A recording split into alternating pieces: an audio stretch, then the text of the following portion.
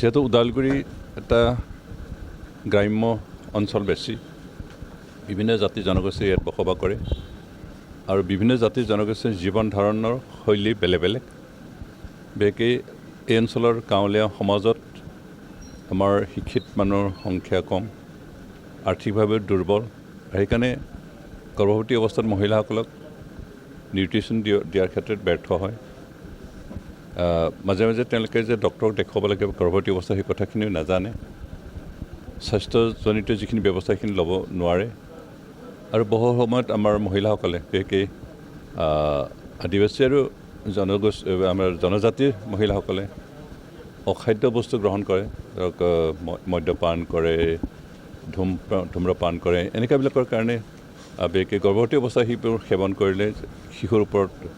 প্ৰভাৱ পৰে আৰু সেইবিলাক সেৱন কৰাৰ ফলতো হ'ব পাৰে বিভিন্ন কাৰণত আমাৰ শিশুৰ জন্মৰ সময়ত যিখিনি ওজন হ'ব লাগে অন্ততঃ মিনিমাম 2.5 কিলো হ'ব লাগে তাতকৈ কম ওজনৰ জন্ম হয় আৰু ইয়াৰ হাৰ অসমৰ গোটেই জিলাৰ ভিতৰত ওদালগুৰিতে বেছি আৰু সেইটো আমাৰ কাৰণে এটা ভয়াৱহ এটা পৰিৱেশ আৰু সেইখিনিৰ পৰা আমি কেনেকৈ হাত সাৰি এটা কি কয় স্বাস্থ্যৱান শিশুৰ জন্ম দিয়াৰ ব্যৱস্থা কৰিব পাৰি সেই কথাখিনি আলোচনা কৰি এই কেইবাটাও ডিপাৰ্টমেণ্টে কৰ্মাৰ্জনৰ কাম কৰি এই সমস্যাৰ পৰা নিৰাময় কৰাৰ এটা সিদ্ধান্ত লৈছে আৰু সেইকাৰণে আমি ভাবোঁ আমাৰ আজিৰ 3 বছৰ আগত যিজন DC আছিল উদয় প্ৰবীণ তেখেতে কিন্তু এই দিশটোত গুৰুত্ব দি কাম কৰিছিল আৰু ফলত তেতিয়া সেই সমস্যাটো নাছিল কিন্তু বিগত 3 বছৰৰ ভিতৰত আমাৰ জিলায়ুক্তজন যিজন আছিল তেখেতে হয়তো সেইখিনি দিশত অলপমান নজৰ দিয়াত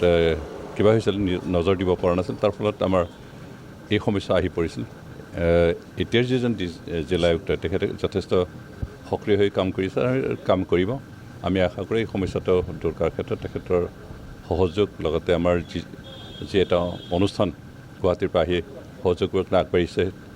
আৰু আমাৰ বিভিন্ন বিভাগৰ যিসকল বিষয় আছে আটাইখিনি একেলগে লগে কাম যদি কৰোঁ তেতিয়াহ'লে এই সমস্যাটো সমাধান হ'ব আজি গোটেই অসমৰ ভিতৰতে যিহেতু সমস্যা ইয়াত বেছি ওদালগুৰি জিলাতে আৰু সেইকাৰণে এই সমস্যা দূৰ কৰাৰ ক্ষেত্ৰত আজি ওদালগুৰিয়ে প্ৰথম পদক্ষেপ লৈছে আৰু আমি আশা কৰোঁ এই পদক্ষেপ সফল হ'ব আৰু আমি স্বাস্থ্যৱান শিশু পাম কাৰণ স্বাস্থ্যৱান শিশু জন্ম লাভ কৰিলে স্বাস্থ্যৱান দেশ পৰিচালনা কৰাৰ মানুহ আমি এটা কি কয় হিউমেন ৰিচোৰ্চ আমি উলিয়াব পাৰিম আৰু তেতিয়া আমি আমাৰ দেশত এটা উন্নত এটা মানদণ্ডৰ সমাজ গঢ়িব পাৰিম আমি আশা কৰোঁ আজি যি আলোচনা এই আলোচনা যথেষ্ট সফলতা লাভ কৰিব আমাৰ সমাজখন পৰিৱৰ্তন কৰিব